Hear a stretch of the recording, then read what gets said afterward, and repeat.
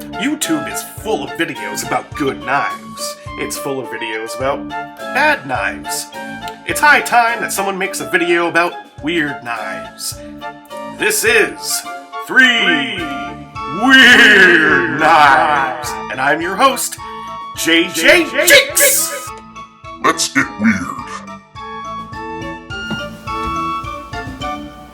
Okay, so I got a few weird knives to show you, and one of them is a knife that I don't think it's supposed to do this.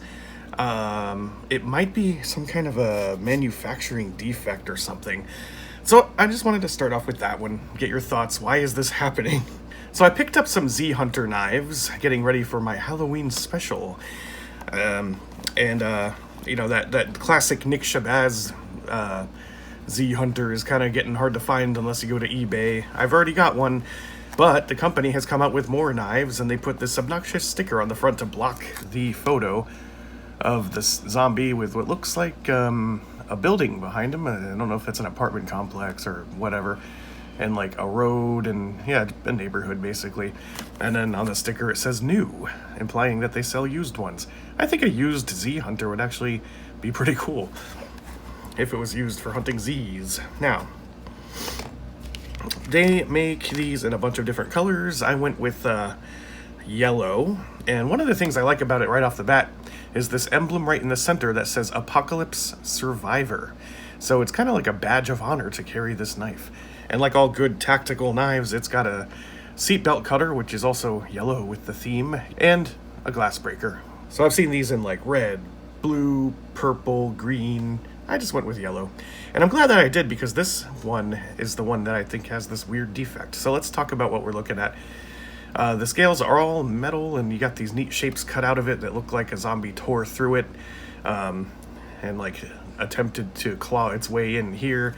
The blade, which is open assisted, it's a compound grind. You have some very ominous looking serrations there, and then a little bit of a break before you get to a little drop point blade. Of course, it's not too sharp, but that's okay. Zombie flesh is easy to tear. And you'll probably notice these decorative zombie palm prints on the blade.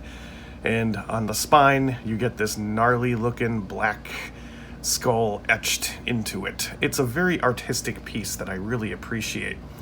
Here's the weird thing that happens. So it is a liner lock, but when you go to close the blade, there's this piece of steel kind of bolted in with the spacers. That is the sprung piece of steel that gives it the open assisted mechanism. Basically, there's a post on the blade, and as it turns, it pushes this piece of metal back and springs it. But here's what happens when I close this knife. Let's see if we can get a good angle on it. Watch this. So I'm closing. Oh, you see that? It just happened. It's sprung.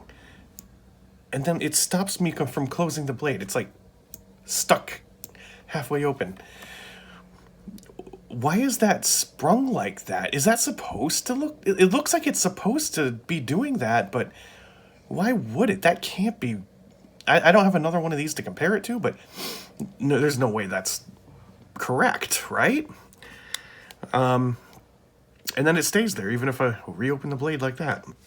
So now the blade is forever stuck in the half-open position, unless you stick something down there and push that down, which is what I've been having to do. And it's annoying. Let me see if I can wedge this in here. Yeah. There. I just like pushed it back down, and then I have to carefully close it. This is a trick knife, maybe. So like, a fellow survivor sees this and they're like, ooh, that guy's an apocalypse survivor. That's got to be a good knife. Joke's on them. You ever see videos where someone goes out into the woods to test out a knife, and one of the first things they do is they do batoning? Every time I see that, I kind of cringe a little bit inside, because I'm like, bring an axe, dude. Knives are not made for batoning, okay? You're going to break it eventually. But the problem with axes is that they're just big, they're impractical to carry in a bug-out bag. Until now! This comes to us from wish.com. It took about 2 months to get here, but it finally did. It comes in a tin. And the sticker on the tin describes silver, which I think is the sticker, you know, describing the actual tin. I don't think it's made for this thing because it's very rattly. But what we get on the inside is a little bit of foam and a folding mini axe, hatchet thing. So now you have no excuse. No more batoning you. Kind of a neat design on the handle. It's sort of retro futuristic looking. This is actually a frame lock knife too. Check that out. And you got a nice bearing built into there, which falls nicely into that little detent. It does stick out a little bit, and it looks a little goofy and a little weird. And they got this interesting shape going on just under the cutting edge. I'm not sure if that's meant for you to choke up on it like this, but I suppose, I don't know, maybe you could use it to cut things, I don't know. It's the little weird stuff like this that I really enjoy. The pocket hatchet. And for the last weird knife. Check this out. It's a stack of fucking skulls with some kind of strange looking symbols carved into its forehead there. And on the back, all the skulls have been fractured in exactly the same way. So someone is very, very meticulous and methodical in murdering these bastards. This is a lighter. I don't have any butane in it, but it's one of these deals. I suppose it would work if it had butane. I can see the spark.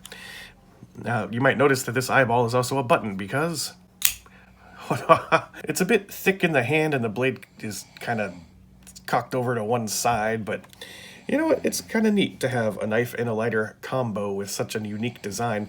They sell a bunch of different configurations. You can get like a dragon and some other boring stuff. I had to go with the triple skulls. And then you just push the button, the blade closes. Eventually, you really gotta, make it click there. The opening's actually really quick. I like that. You got a safety mechanism. That's this little odd looking piece of metal sticking out here. You pull it down and then you can't push the button.